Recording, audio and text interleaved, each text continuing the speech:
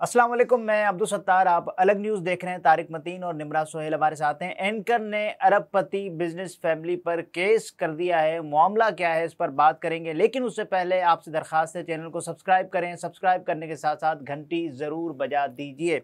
ये हो भी गया। देखिए, कभी कभार ना मुझे लगता है कि वो वाली लैंग्वेज जो हम कैमरों के बगैर बोलते हैं, अच्छा, वो भी बोलनी चाहिए। तो इस जगह मुझे मेरी बड़ी ख्वाहिश थी कि इस जगह हम कहते हैं एंकर ने अरबपति बिजनेस फैमिली पर केस ठोक दिया। अच्छा, वो होता है ना कई बार कि लग बता गया, ये हम थोड़ा थोड़ा इस्तेमाल कर लेते हैं खबरों में, कर लेते हैं। लेकिन खबरें होनी चाहिए कई दफा बिल्कुल आम आदमी की लैंग्वेज हो ना, बिल्कुल नहीं, थोड़ी सी आम फहम से और जरा सा पीछे आए ताकि अवामी से थोड़ा सा, हाँ अवामी सही रहेगा।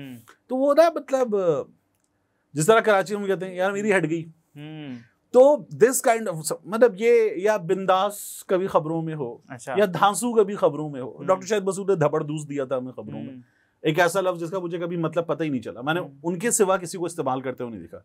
धांसू हमने बड़ा कॉमनली सुना है कराची, जबरदस्त वही करते हैं, लेकिन धबरदूस हमने कहीं नहीं सुना। ठीक है, अच्छा खैर, एनीवेज, तो मुकदमा ठोक दिया है जनाबे रऊफ कलासरा साहब ने। टैलेंट न्यूज की स्टोरी हम बार बार बता रहे थे, मैं आप लोगों को इससे पहले बता रहा था ब्रेक इवन एंड ऑल, और उसमें मैंने बताया कि जो अथर काज़मी के साथ हुआ चैनल में, जो रऊफ कलासरा साहब के साथ हुआ चैनल में, जो चैनल के साथ हुआ, और फिर उसके बाद finally channel is back on air. लेकिन अब इस पूरी कहानी में रऊफ कलासरा साहब ने जो बरियार फैमिली है चैनल के मालिकान, उन पर मुकदमा कर दिया है। ये हैं कौन? सियालकोट में पाकिस्तान के अमीर तरीन लोग जहां रहते हैं, तो मतलब कराची में भी बहुत है ना, बहुत बड़ी ज्यादा, शायद सबसे ज्यादा कराची में ही होंगे सियालकोट के अमीरों में से, लेकिन नहीं, ये पाकिस्तान के अमीर तरीन लोगों में शामिल हैं।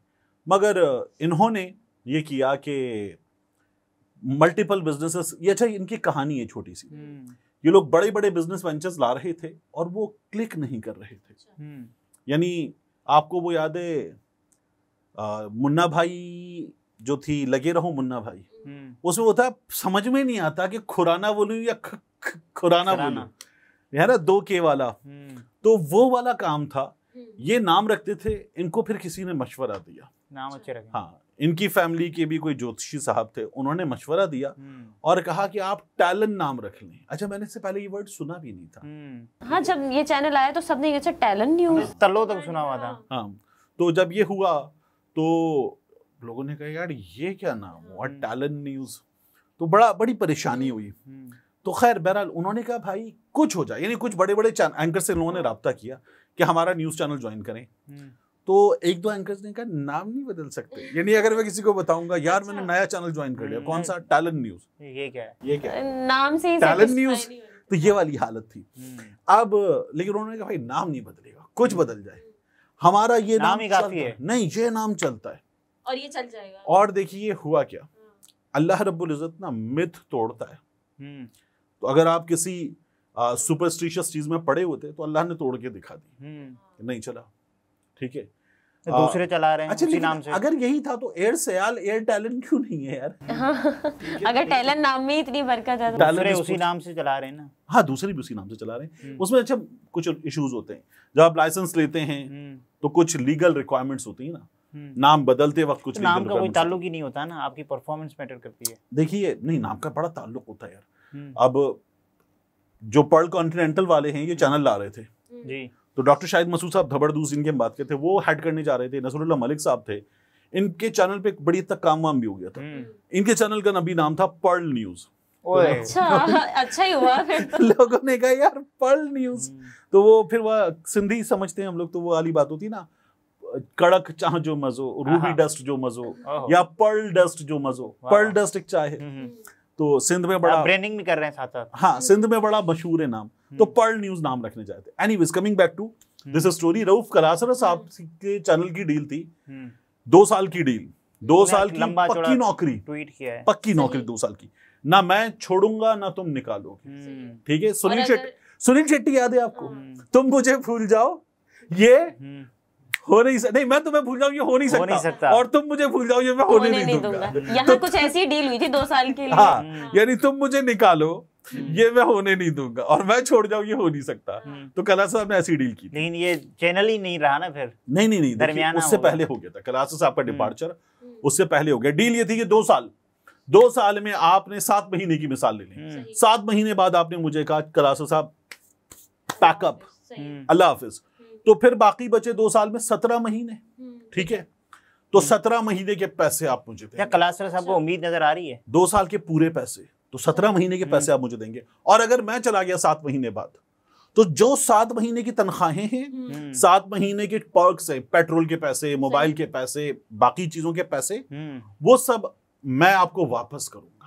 ये डील तो रऊफ कलासा साहब को पता होगा मैं नहीं जाऊंगा कहीं 2 साल तक। हाँ, तो मतलब कोई क्यों जाएगा जब इतनी अच्छी तनख्वाह हो, सब कुछ हो, तो क्यों जाएगा? लेकिन इदारे को लॉस में आ रहा होगा जब भी उसने ऐसा किया ना। उन्होंने जब इदारा बंद करने की सोची तो कलासा साहब को उन्होंने कहा अल्लाह हाफिज। अच्छा। कलासा साहब ने कहा ये रहा मुकदमा कर दूंगा।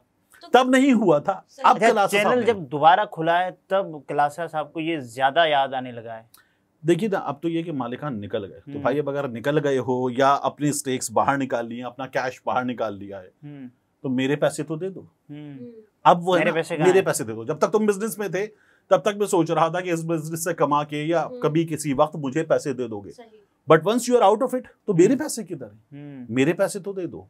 दुकान बंद कर दी तुमने या दुकान बेच दी, तो नए मालिक से तो मेरा कोई लेना देना। तो अब ये कमिटमेंट फुलफिल करनी पड़ेगी। अब देखिए कलासा साहब का ट्वीट बड़ा दिलचस्प है। वो लिखते हैं कि सियालकोट से ताल्लुक रखने वाले टैलेंट ग्रुप के मालिकान के साथ जुलाई 2023 में मेरा 2 साल का मुआहिदा हुआ था। उस तहरीरी मुआहिदे के तहत 2 साल से पहले न मैं चैनल छोड़ूंगा न मुझे निकालेंगे। ये मैंने एक्सप्लेन किया भी आपको, है ना। इस मुआहिदे की एक शर्त के तहत अगर मैंने चैनल 2 साल से पहले छोड़ा तो मैं उस वक्त तक वसूल की गई सब तनख्वाहें वापस करूंगा। अगर टैलेंट ग्रुप मुझे निकालेगा या शो बंद करेगा तो मुआहिदे के बकिया महीनों की मुकम्मल तनख्वाह और दीगर मुराद की अदायगी करेंगे। इस मुआहिदे पर अब गाना बज रहा है पीछे, दिल ने ये कहा है दिल से मोहब्बत हो गई है तुमसे, फिल्म धड़कन का।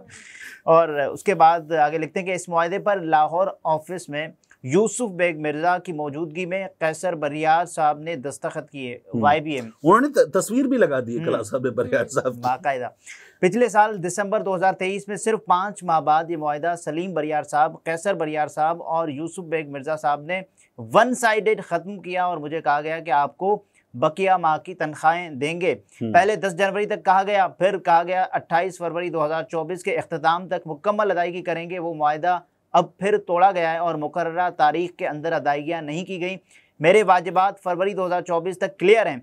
बाकी 15 माह के वाजिबात की अदायगी के लिए इस टैलेंट ग्रुप और तीनों साहिबान पर अब मुकदमा कर रहा हूँ। मुझे बार बार कहा गया आप हमारे खिलाफ कोई कानूनी कार्रवाई न करें, हम इस मुआहिदे को एमिकेबली सेटल करेंगे। जो सेटलमेंट हुई इस पर भी पूरा अमल नहीं किया गया और फिर मुआहिदा तोड़ा गया। मैंने पिछले साल पैमरा में भी केस बरियार भाइयों के खिलाफ फाइल किया था। वहाँ पैमरा को कैसर बरियार साहब ने तहरीरी तौर पर यकीन दहानी कराई थी कि वो मेरे साथ 2 साल मुआहिदे की पासदारी करेंगे, लेकिन बरियार भाइयों ने एक बार फिर मुआहिदे की खिलाफ वर्जी की है। मेरे वकील ने भी मुआहिदे की खिलाफ वर्जी पर टैलेंट चैनल के इन तीनों साहिबान को लीगल नोटिस भेजा था। अब फिर खिलाफ वर्जी पर अपने वकील को कह दिया है कि इन पर अदालत में केस दायर करें। पैमरा से भी दोबारा रब्ता कर रहा हूँ कि इनके खिलाफ कार्रवाई करें और इन साहिबान से मेरे मुकम्मल वाजिबात की अदायगी कराएं। सियालकोट चैम्बर के सदर और मेंबरान को भी अप्रोच कर रहा हूं कि वो इस कारोबारी ग्रुप टैलेंट ग्रुप से मुआहिदे के तहत अदायगियां कराएं, क्योंकि बरियार साहिबान उनके मेंबर हैं और माजी में चैम्बर के आला ओहदे पर फाइज रहें। सियालकोट का अच्छा नाम खराब मत होने दें। सुप्रीम कोर्ट में साबिक चीफ जस्टिस साकिब निसार के दौर में चैनल मालिकान की तरफ से मुआहिदों की खिलाफ वर्जी और तनख्वाहें न देने पर सोमोटो लिया गया था। बस कर दो, बस कर दो, बस। सियालकोट का नाम ना खराब होने दें। रुक जाइए। अब मुझे ये बताइए कि आपको इसको पढ़कर क्या समझ में आया? यानी वो याद कर रहे हैं अपने पैसों को शिद्दत से। मुझे इसको पढ़कर पता है क्या समझ में आया? मुझे इसको पढ़कर ये समझ में आया कि कलासा साहब को लगता है अब भी पैसे नहीं मिलेंगे। मुकदमा भी कर रहे हैं, दरखास्त भी कर रहे हैं, सोशल मीडिया पे लड़ाई भी कर रहे हैं, सियालकोट की बिजनेस कम्युनिटी से भी कह रहे हैं मेरे पैसे दिलवा दो। तो मुझे ये लग रहा है कि कलासा साहब, अल्लाह करे कलासा साहब को उनके पैसे मिल जाए, आमीन। लग नहीं रहा वैसे, ठीक है, लेकिन खुद कलासा साहब को नहीं लग रहा, पढ़ के नहीं लग रहा आपको, सबसे कह रहे भाई मेरे पैसे दिलवा दो, ठीक है। आप एक और एक रिप्लाई भी पढ़िएगा। कलासा साहब को एक बंदे ने कहा मैं कोशिश करता हूँ आपके पैसे दिलवा दूं। करा साहब ने उससे कहा हाँ यार आप बात करें यार, सियालकोट की जो ताजिर बरादरी है, जो चैम्बर ऑफ कॉमर्स है, उसमें भी बात करें यार। वो क्या इस बात के पाबंद थोड़ी है कि वो आपकी, यार वो क्यों दिलवाएंगे? बात यह है कि वो क्या करेंगे, वो उनका एक इन्फ्लुएंस हो सकता है ना, यार पैसे दे दो इस बंदे के। वो कहेंगे यार हमारा मैटर चल रहा है, हम दे देंगे। वो कहेंगे हम माली तौर पर इतने स्टेबल नहीं है, नहीं वो अरबपति फैमिली है, ठीक है, यही कहा जा रहा है कि अरबपति हैं, वो दे सकते हैं, लेकिन अगर कोर्ट में मामला जाता है तो देना पड़ेगा। बट मेरा ये ख्याल है इस जगह आने पर तो मुश्किलात और बढ़ेंगी। इन्होंने शहबाज शरीफ साहब को मेंशन किया है, अदील राजा साहब को मेंशन किया है, पेमरा को मेंशन किया है, टैलेंट न्यूज़ को मेंशन किया है। सही है, यानी कोई तो सुने, यानी शहबाज शरीफ साहब से भी कहा मेरे पैसे दिलवा दें, मेरे पैसे दिलवा दें आप। ठीक है। नाज़रीन, ये तारिक मतीन थे, गुफ्तगू आपने मुलाहिजा फरमाई। इजाज़त दीजिए, अल्लाह हाफ़िज़।